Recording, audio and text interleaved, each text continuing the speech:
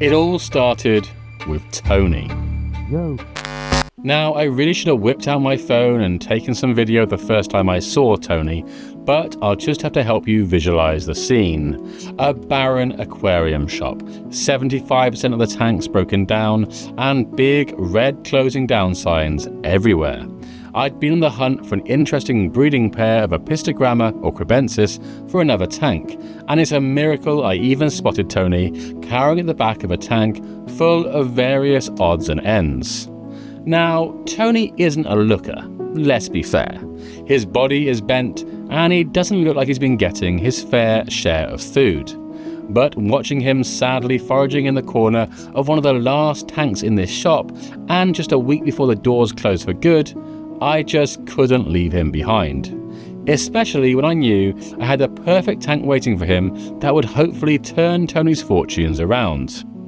We'll get back to Tony later and how I plan to feed him up and give him a new lease of life, but first, let's go back a bit. 3 weeks prior to finding Tony, I'd been looking at old holiday pictures from our trip to New Zealand a few years ago. Specifically, I started to daydream about a lovely day camped by the sea, building towers of standing stones on the beach. And all of a sudden, an Aquascape design came to mind. As with many of my projects these days, the backbone of the aquarium is going to be an under-gravel filter. With nitrification occurring at root level, I find that under-gravel filters can be a great way to establish healthy root structures and plant growth, which is definitely contrary to popular belief. And with this one, I decided to go the traditional route and use an under-gravel filter plate like I did with my AI Aquascaping project. I then topped this with an inch of gravel and a scattering of Biohome and AlphaGog filter media that had been maturing in my quarantine tank. With the help of the trusty cigarette filter and superglue method, I was able to build up some pretty dramatic standing stone structures out of some dark river rocks. The advantage of the superglue is that I can achieve some overhanging rock effects that probably wouldn't have been possible otherwise. Wouldn't it be funny if people at the beach started cheating like this too? So after gluing all three structures, I had a pretty cool effect for each, and a very solid construction. I could literally lift the whole stack from the top stone without any issue. I placed them on top of the gravel using the rule of 3 to draw the eye from the top left to the bottom left via the middle right. Flow like this is always a good tip that helps create depth in a small cube aquarium, and I was really happy with how things were working out. Next up, I added a mesh bag full of aquasoil and root tablets, which I nestled in the center of the aquarium before adding a final layer of Carib Sea Eco Complete. At this stage, I also realised that there was something not quite right about the front stack. With it ending on a flat stone, it didn't draw the eye quite right. The small but essential addition of one final stone made the standing stone scene look complete.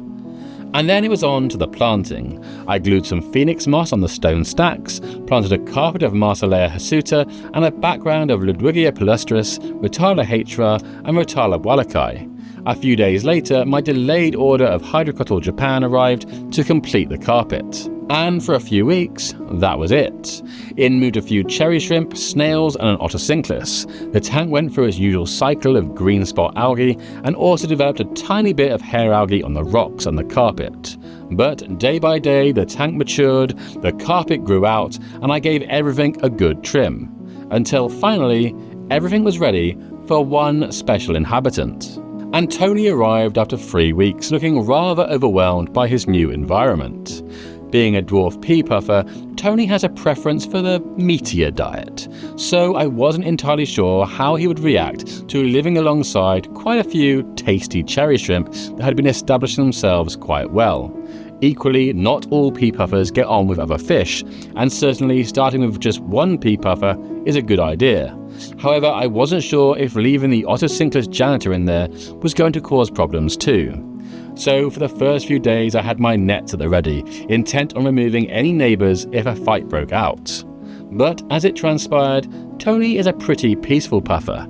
I saw him show a brief interest in a cherry shrimp a couple of times, but he never actively hunted them and they were quick to move away just in case. So with tranquility achieved, it was time to get Tony eating and see if we could turn his fortunes around. And this wasn't easy. Tony, it seemed, had lost his appetite whilst cowering in the corner of that aquarium shop tank. I knew frozen bloodworm would be the most likely food that he'd take to, but despite hanging it in front of his eyes day after day, he just wouldn't bite, and anything I left on the rocks would get eaten by the shrimp rather than Tony. 10 days went by and all my other fish were getting fat as houses because of all of Tony's leftovers. But then, on the 11th day, Tony bit. This charming little character, who looked all skin and bones, finally had an appetite. And boy did he eat. He ate from the tweezers, he ate from the rocks, and eventually he even started to take to eating dried hickory vibrobites. And as Tony goes from strength to strength, this aquarium continues to flourish. The root structure on the carpet is lovely and strong, and the background is beginning to grow out and frame the trio of standing stones that make this tank so unique. And Tony continues to charm every visitor with his funny little character and his slightly misshapen appearance. We wouldn't have him any other way.